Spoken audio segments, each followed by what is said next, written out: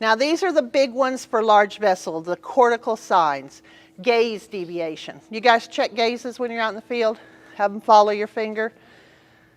When they send me the reports you guys send in on my Zip It, we always sit up there in the stroke center and say, yeah, this one's real. Yeah, it's not. So, but if somebody puts that they've got gaze deviation, you all know these patients can fake symptoms, right? Yeah, right. Gaze deviation is really hard to fake. It's hard to, even if they're looking a direction, when you tell them to follow your finger, it's really hard for them not to follow it.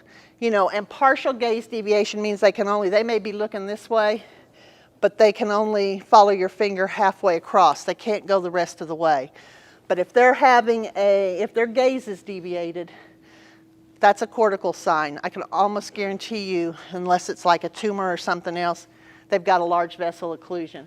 And just an FYI, their gaze, they'll be looking at their stroke. So if they're looking left, their stroke's going to be on the left.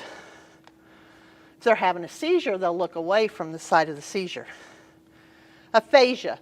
That is the difficulty to understand spoken or written words. If they've got gaze deviation and they've got true aphasia, they're probably a large vessel. You need to get them to somewhere that we can do advanced treatment.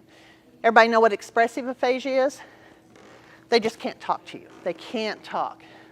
Receptive aphasia, they may be able to speak, but you're talking to them and they don't understand a word you're telling them. It's almost like several years ago we had a young guy come in and they documented in the chart that he was ignoring them. He wouldn't talk to them, and they put him in the room to come down off his drug high. Mind you, his drug screen was negative, but the kid had expressive and receptive aphasia. He wasn't ignoring him. He just didn't have a clue what they were saying to him. Anomic, that's when the people they're searching for a word. They may make sense, but then they're just searching for words. That is a form of aphasia.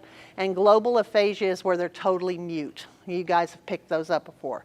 That is the most serious, so we need to come in with that.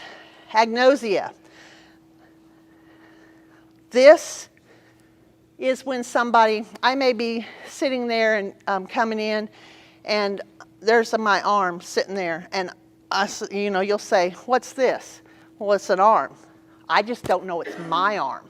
They just have no realization that that's they can't recognize, they can't interpret sensations. So sometimes they just don't recognize their son or their daughter or their wife. They don't recognize part of their body as their own.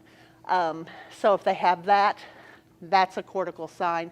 And neglect, they may just totally, and sometimes you can't do it, but when you're walking around the room, most of the time people are going to track you.